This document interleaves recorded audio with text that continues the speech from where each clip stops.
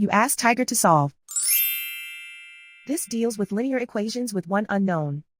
The final result is b equals -36. Let's solve it step by step. Group all constants on the right side of the equation. Add 4 to both sides.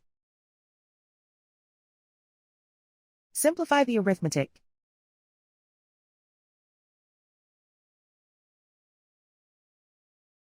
Isolate the b. Multiply both sides by 9. Group like terms. Multiply the coefficients. Simplify the fraction. Simplify the arithmetic. And so the final result is b equals -36.